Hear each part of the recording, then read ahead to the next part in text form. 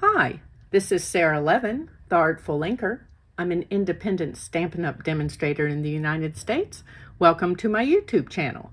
Today, I've got two alternates for the June 2022 Paper Pumpkin Kit, Pick of the Crop. I've got a card and a cute box here. Let me set them aside and we'll get started.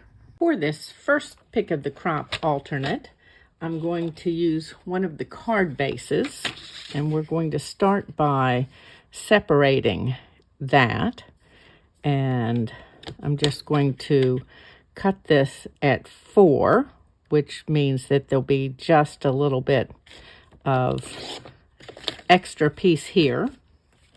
We don't need to worry about that for this card. And then 5 1/4, so just a little smaller. It's like your first layer of any card is a 4 by 5 1/4, or for most cards. I won't say any cards. And then I've got a piece of basic white here and my old olive ink pad, and I'm going to stamp another strawberry here.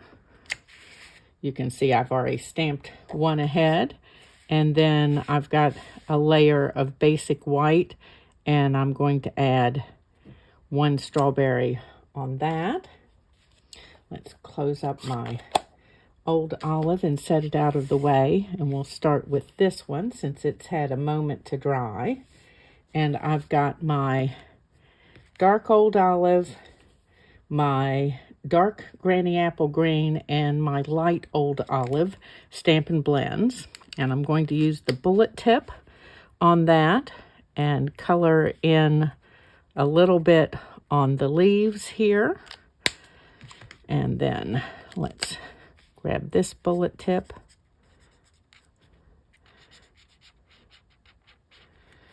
And this is the light old olive that I'm coloring all the way across with. And those are my leaves. Oops. And then we're going to color this one same way.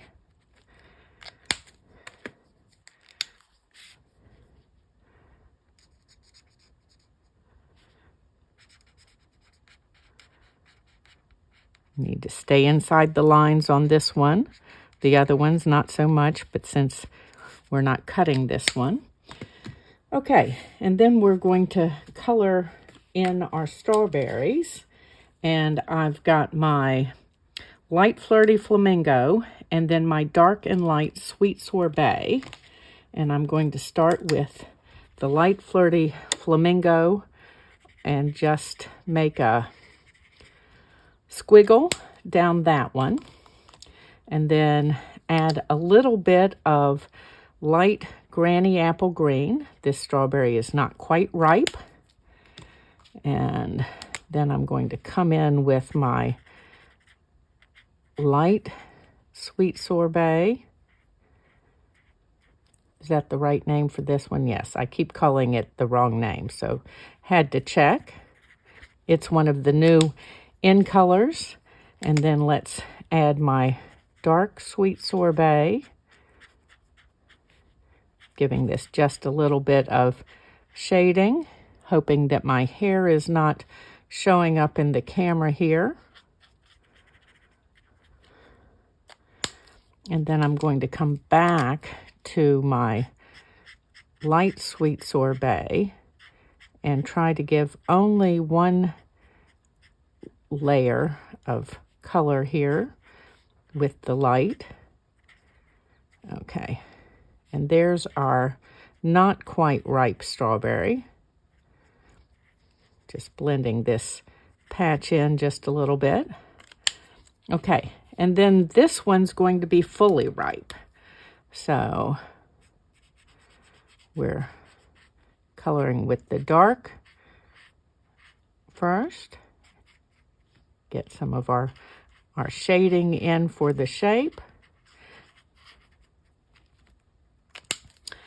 And then let's color across that edge a little bit to blend it.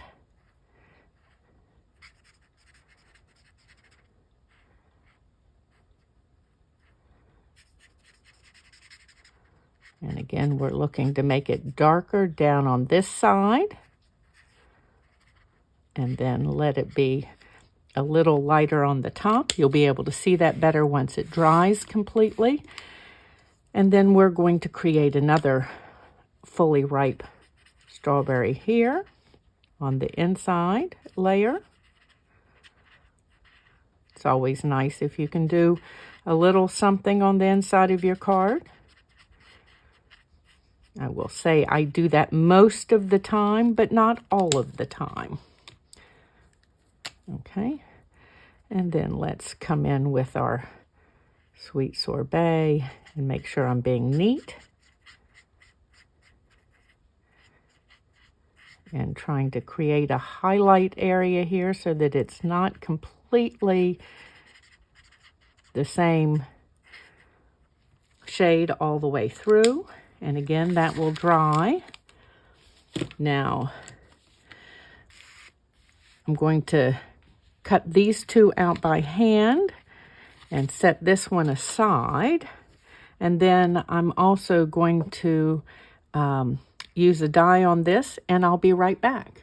Okay, so here are the two that we stamped just now, and then I had previously done 4 additional strawberries with that same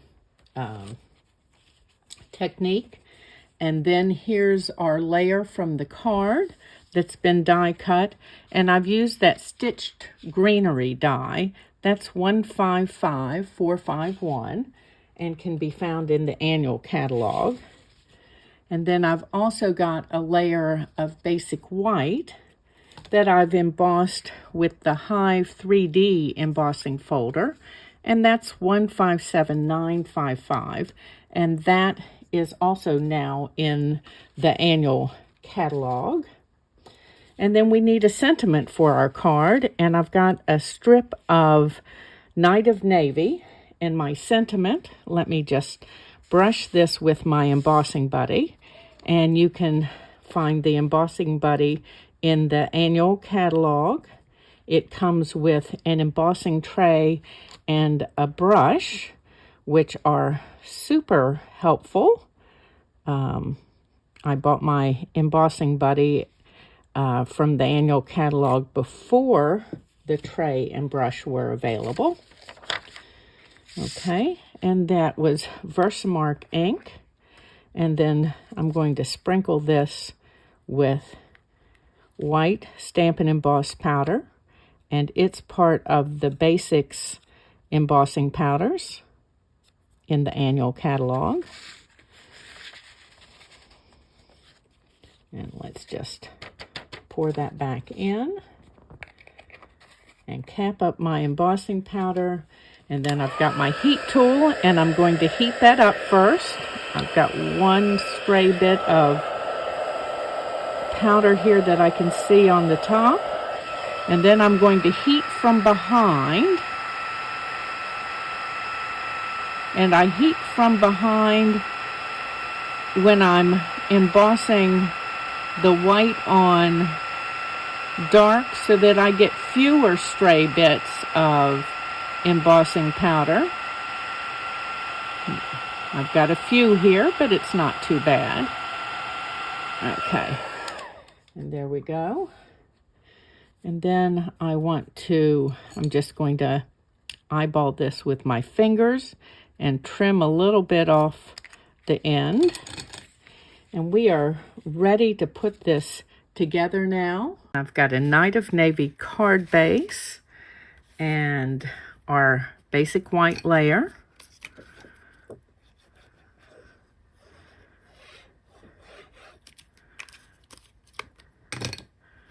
And let's put that in, checking my bottom and 2 sides to make sure that I'm even there.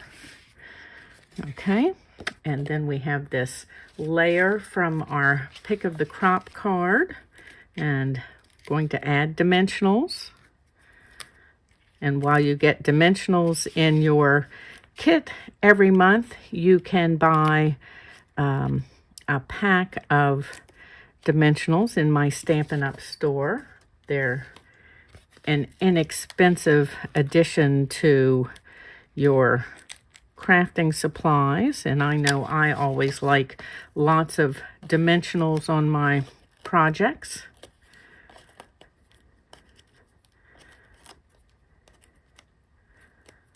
Okay, and just lining up my card on the grid paper.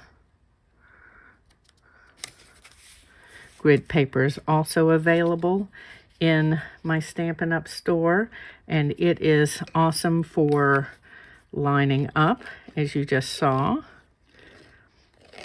Okay, you can choose whichever the embossed or debossed side of this white strip, depending on how much visual texture you would like to add to your card. And then let's just add a dimensional on each one of these. You'll notice I'm not pulling the backing off. I'm just going to put them all down and then work my spacing. Okay.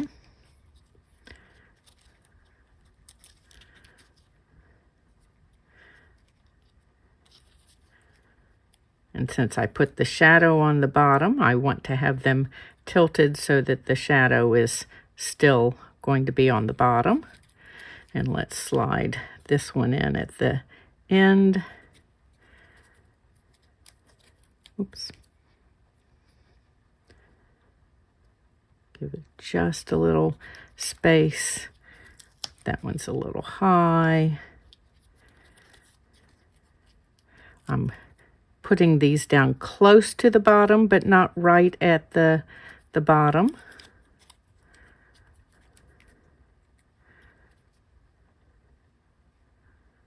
One needs to be down a little more. Let's put this one down, and that second one over from the right, I need to pull that up and move it just a little bit. It was too close to the one just to its left. Okay, so that looks great just like that, but we're going to add this sentiment, and let's put some dimensionals, and I want my dimensionals near the top of this piece.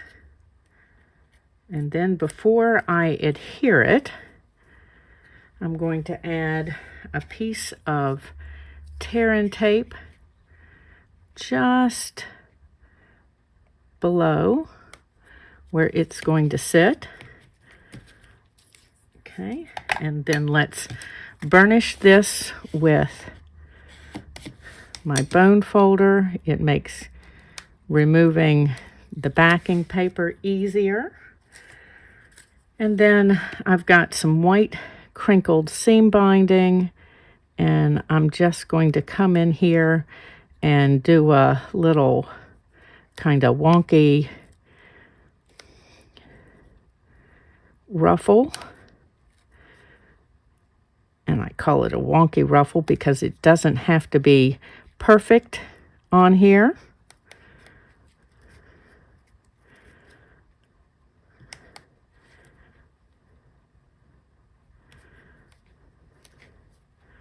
And one more little bit, and let's grab my scissors and cut this right at the edge there. Okay, now let's add this, our sentiment.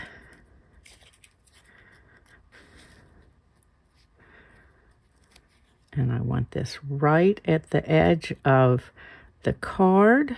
You know, I'm going to come back and trim that ribbon just a little bit. I don't want it sticking out. There we go.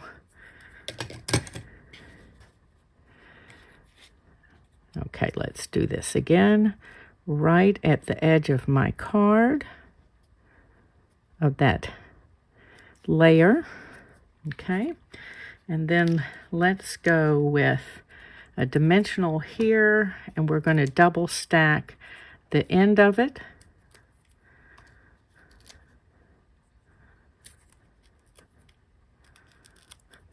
and come right here off of, okay.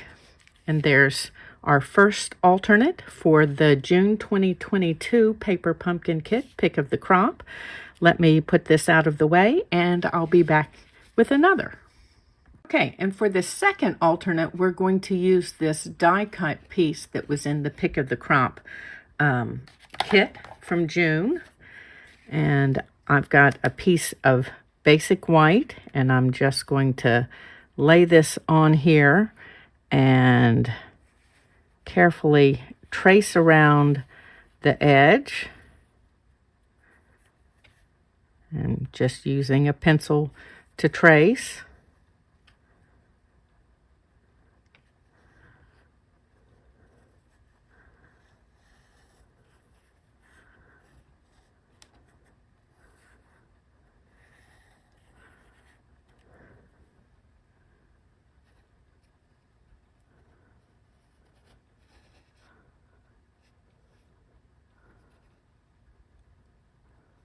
Okay, let's pick this up. That looks good. And then I want to trace my two wheels down here.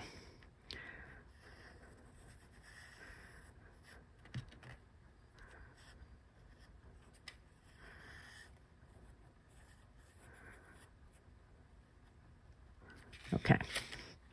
All right, and so now we've got a little fussy cutting to do.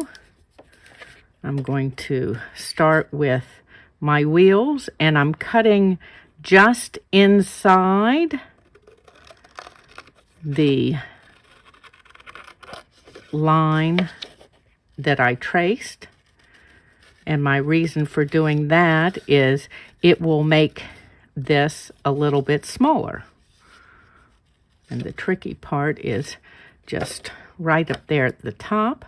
So I'm going to come this way and address that little tricky part last. And I'm taking my time so that I don't cut these apart.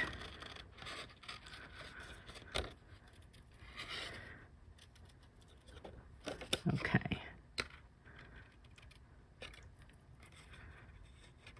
Let's come right in here.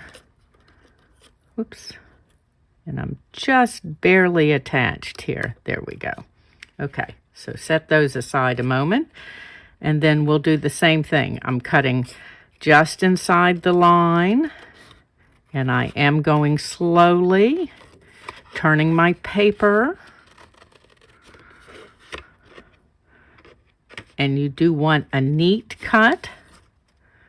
This will show. That first piece that we did is not going to show.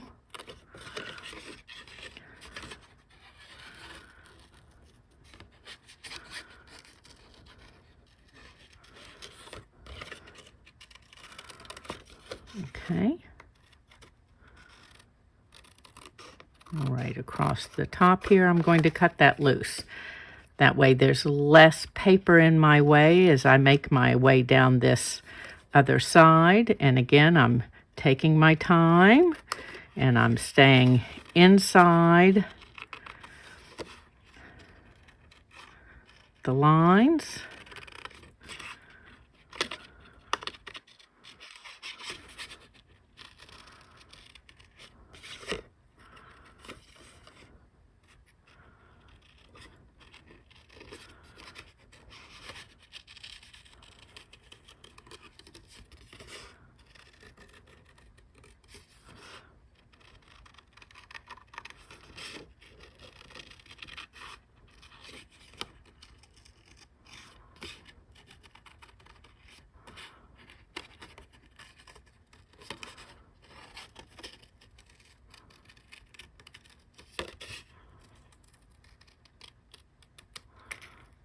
Okay, and I'm going to flatten these just a little bit. Okay, now let's take this out of the way. And the first thing that I want to do is turn this over. and put some adhesive on this little piece.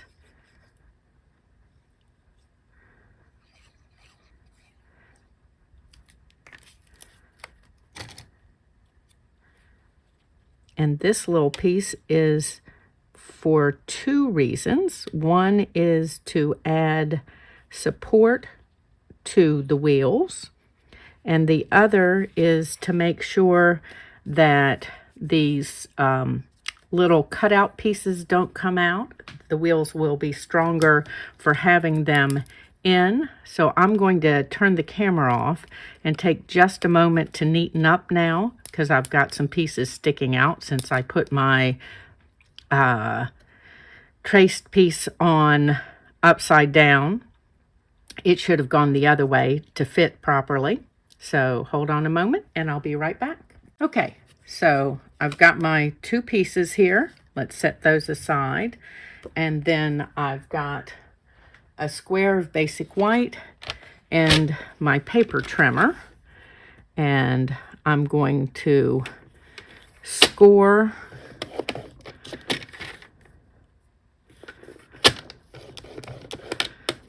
and score.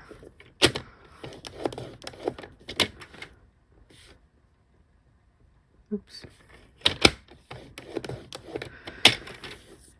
And score. So scoring on three sides. The measurements for both of these projects will be in my newsletter. I know some of you all don't need measurements, and it's easier for me not to try and give measurements while I'm demonstrating. And there is no cost to subscribing to my newsletter. There's a link in the description below the video when you're on YouTube. If you're on my blog, there is a link in the sidebar. So I'm going to cut this off here, and I'm just going to give this a little tiny angle on the side, and the same thing up here. And let's cut this off.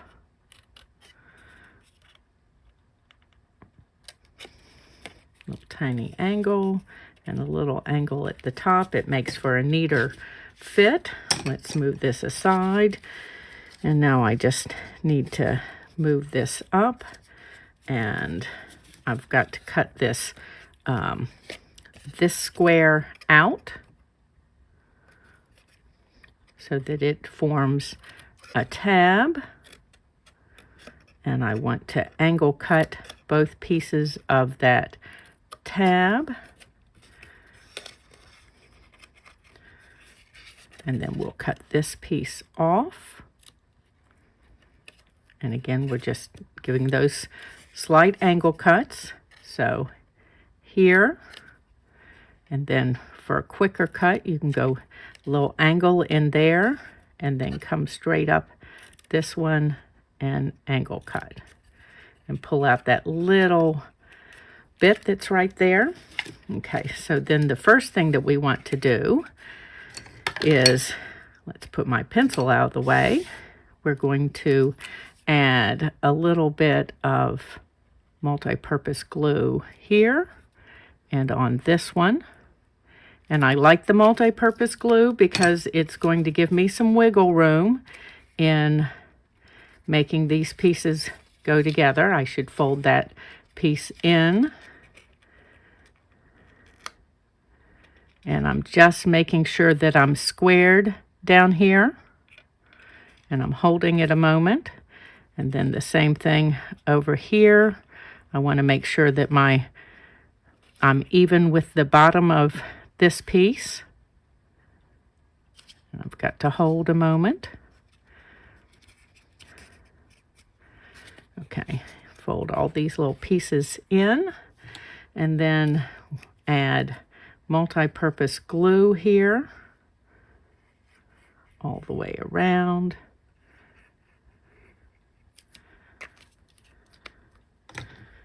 Okay, so I'm going to attach this to this piece first.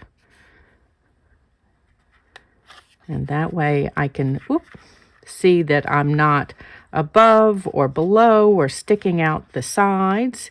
If I stuck it to my white piece first, and again, I'm using that wiggle room to get my adjustment here. And I'm just a little high on this one side, but we're going to fix that in just a moment because I'm going to trim that. But I'm going to make sure I'm well adhered first. You can turn this over and use your bone folder and like so. And let me move this one in just a smidge. It wasn't straight. And that will make a difference in what I trim. Okay, we're looking pretty good there. So I'm a little high here. And here are my paper snips. So I'm going to come right here and just trim all the way around that side. Okay, so there's that piece. And now we need to stick it to here. Now you do need to make sure that you've got this piece with the curve on this side. You don't want it sticking out here. Okay. And we're putting glue on the back of our box.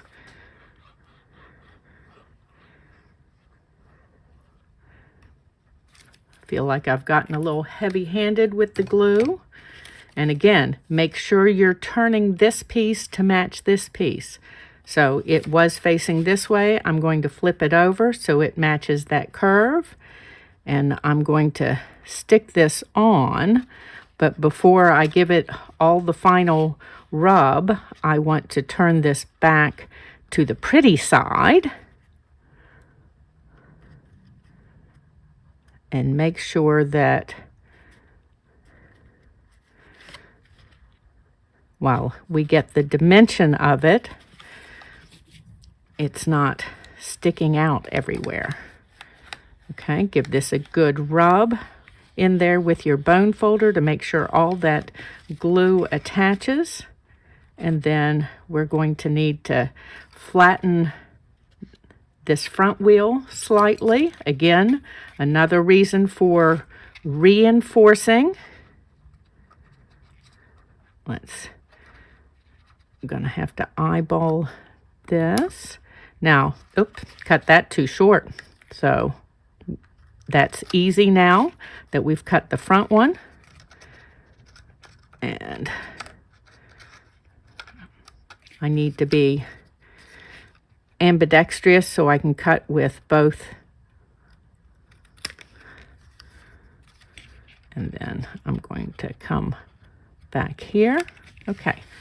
And then let's do this, and it stands, and you can put a little treat in that, cute for a table or to put on a coworker's desk. We all love a little summer treat of some kind. Thanks for stopping in today. If you haven't yet subscribed to Paper Pumpkin, there's still time to subscribe to the July kit. You can find details for that on my blog. There's also a link in the description below to subscribe to Paper Pumpkin. And each month you subscribe with me, you'll get the Beyond the Box tutorial bundle. Give this video a thumbs up, subscribe to my YouTube, and click the bell, and you'll be notified the next time I upload a video. Have a great day. Bye.